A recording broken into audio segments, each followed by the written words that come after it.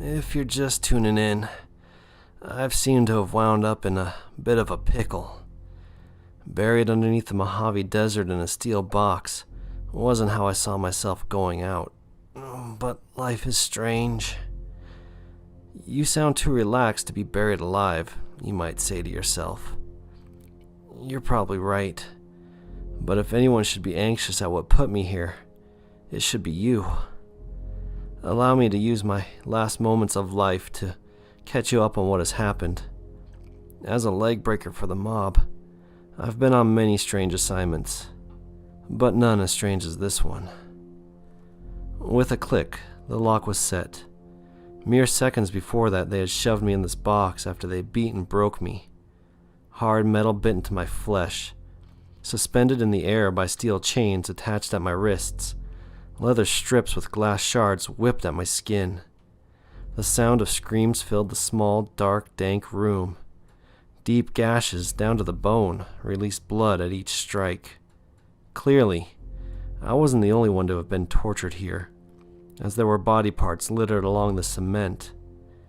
In between flickers of blurred vision, shadows cast by the lamp above me danced on the floor as my torturers shuffled about.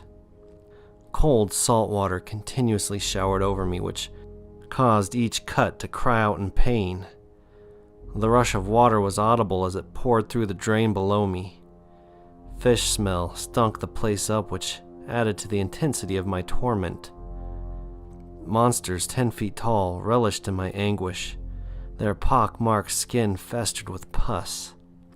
Long, morbid fingers twisted my head this way and that in an attempt to extract what I might know and who I had told. What detestable creatures these men had turned themselves into, unholy in appearance, all in the name of more power. I didn't say anything, just that you'd get him his money soon, I cried out. You expect me to believe that? A raspy voice questioned from out of the void that was beyond my sight. Look, if you let me go, you'll be fine. Art doesn't want to tell anyone anything. He just wants his money back, I responded. You're making a huge mistake here. He's useless. Throw him away like the trash he is, commanded the voice. Now, I'm going to take this time to tell you who Art is. A bald, short, fat slob for one thing. For another, he's one of the largest loan sharks in all of Las Vegas. A made man, he likes to say, as he had come up from the bottom. Sharp, cunning, and ruthless, he'd as soon cut out your tongue as look at you, especially if you owed him money. Yeah, this was my employer. We actually got along nicely, except for his habit of wearing half his meal on his shirt. It was a few months back that Art took a chance and loaned a small group of weirdos some cash. Word on the street was that they were part of some kind of extremist group. Moralistic doesn't describe Art. He had no qualms about what happened with the money he lent, as long as it was paid back with interest. Short, stubby fingers laden with grease wrapped around a burger when he called me into his gaudy office. How that guy could handle a blade the way he did was beyond me. Gold was the central theme to his decorative style, from the carpets to the drapes and everything in between. He said to me, "Leonard, I got a job for you." Whenever he used Leonard instead of Lenny, I knew it was going to be trouble. "I want you to find out why the Burning Sword hasn't made their payments yet," he continued. Can't say no to that man, which is why I'm here now. Speaking of which, let me get back to how I wound up in this predicament in the first place. What had led me to that old warehouse where I was beaten and questioned was a series of events that were anything but routine. Information was difficult to come by. Seemed as if this organization was very good at keeping people quiet. To find a way to contact them was all but impossible. It wasn't until weeks later that I was able to hunt down someone known to have been a part of this group. A lead had come by the way of greasing a few palms, if you know what I mean. It took days to find the right time to pick up the guy who might know something. I stalked him morning, noon, and night. He was a professor at UCLA that specialized in biochemistry. Honestly, this should have been a warning sign. Around 9 p.m., I saw an opportunity as he entered a dark alleyway in the back of his mistress's house. Slowly and methodically, I crept up behind him as I pulled my ski mask down. Underneath the light of a street lamp, right before he could slip the keys into the lock of his car door, my hand shot around his mouth with a rag soaked in chloroform. Sharp elbows flew back toward my head, but his long, lean body, made soft by years of desk work, was no match for my muscle. Lifelessly, he slumped into my arms in a matter of seconds. Little effort was exerted to cram his tall frame into the trunk of my car. Through the cover of night, we drove back to the house where I do most of my work. The boss had bought the place for such a purpose. It was out in the middle of nowhere, almost perfectly between Las Vegas and California. Nothing but cactus and coyotes for neighbors. A wooden chair, some thick rope, and a bright spotlight greeted him when he came to. Initially, he was a tough nut to crack. He didn't say a word until the razor blade came out. "Who do you work for?" I asked as my straight razor slid down one side of his face.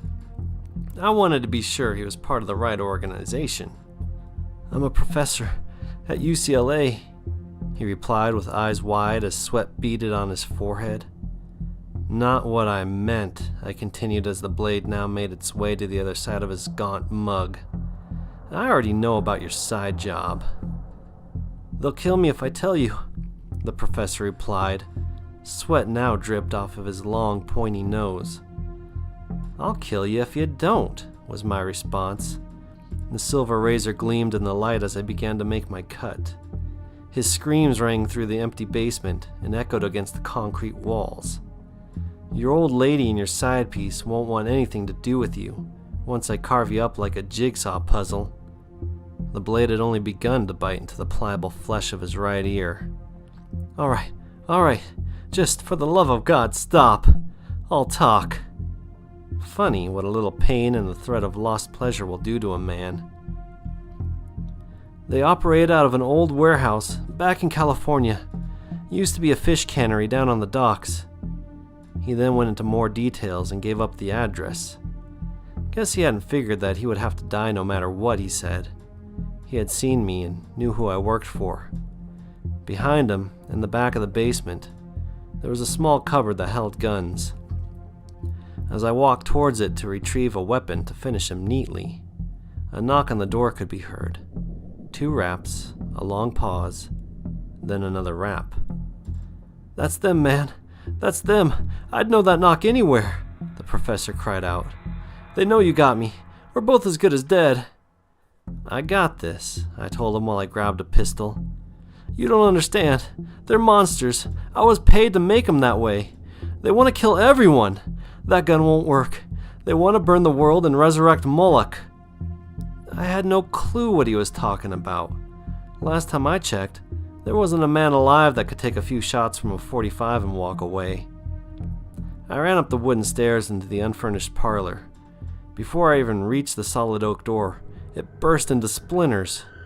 On the other side of the door, there was a presence never before seen by another human being. Not like the monster I described previously. This one was only roughly the size of an average man in height and stature. No clothes covered the body, and it had no neck at all. It was as if the torso had swallowed its head.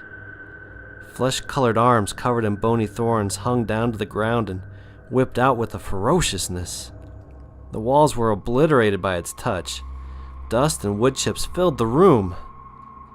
With little time to react, my shots rang out in rapid succession to no effect. Skin as thick as armor covered the nightmare before me. Bullets bounced right off. Back down the stairs I went to grab some heavier firepower. A quick glance at the professor, and it appeared as though he were dead. Eyes wide open and mouth frozen in a voiceless scream. Poor fool must have died in fright as he knew what had come for us. Rapidly, my hands picked up a shotgun and some shells. I could hear the thing lumbering down to find me. Menacing though it was, mobility was not its strong suit. This gave me time to load the 12-gauge slugs into the gun. When it finally reached the bottom, I was in the far back of the basement, well out of reach of the club-like arms. "You're one ugly An ear-shattering blast rang out, amplified back by the barren walls. The slug ricocheted off its impenetrable skin, hit a wall, bounced back towards me, and narrowly grazed my left arm.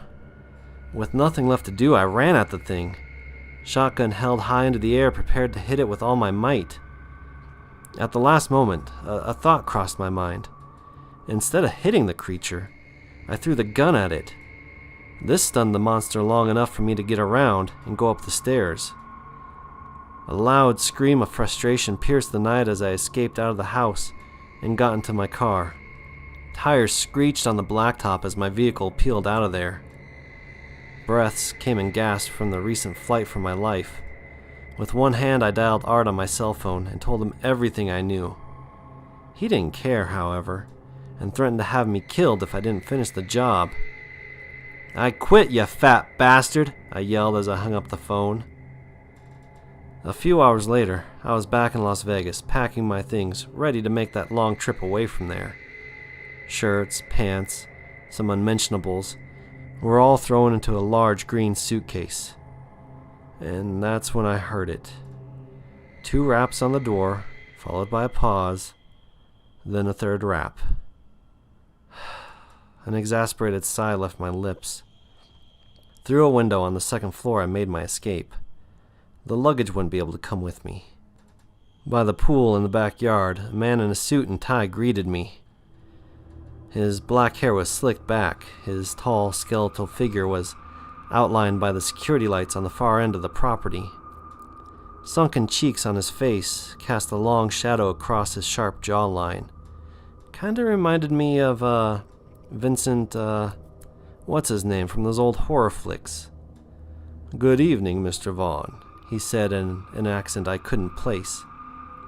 He then proceeded to take out a syringe from his pocket. Even in the relative darkness, its contents glowed green. Next, he injected himself in the forearm with whatever it was. "You are about to witness where your boss's money has gone. Though you will miss the full show, just know what is in store for those that will still be alive when it happens." Cloth from his suit began to tear as he rapidly increased in size. Boils appeared on any exposed skin. They broke open and a foul odor was released. With a demonic voice, he said, All of humanity has turned their backs on the ancient ways, and this caused Moloch to leave us. These new bodies grant us the ability to wipe out those that have led us astray. There was a pause in his speech, and the sound of more boils popping could be heard. He then continued, A demonstration of millions of human sacrifices to Moloch will show that we are sorry and deserve his forgiveness. Upon his return, he will restore the power we once held as his faithful. Those most faithful will get to rule the rest. I turned to run, but was grabbed by a pair of thugs. Blackness filled my eyes, and my heart pounded like a jackrabbit. Coarse burlap fibers grated on my head as I struggled to get free. Laughter could be heard from those that surrounded me. Take him away and find out who he's told. We are not yet ready for any interruptions. After that, kill him slowly, as a silent offering, as described in the ancient texts. He will be the first of many, The demon said as I was dragged off. And there you have it. Now we're back to where I began and how I ended up in this box buried somewhere in the desert. Gotta be near a city somewhere, as I still have cell phone service. No, I'm not gonna call the cops. Never liked them much anyways. Besides, by the time they find me and dig me up, I'll be dead already. I guess that's why I'm so calm right now, because I know my fate is better than whatever is in store for those that are still alive. Although, there might be a chance for you. They were too dumb to search me before they buried me. Figure that's why I still have my phone. Perhaps that serum makes them stupid in exchange for their ungodly abilities. That could be your only ray of hope. The way I see it, though, it's better to die here in peace than to live with the nightmare that's on its way. Moloch, whoever that is probably coming soon. If his goons are any indication, I don't think things are gonna be a utopia of peace and love. Nope.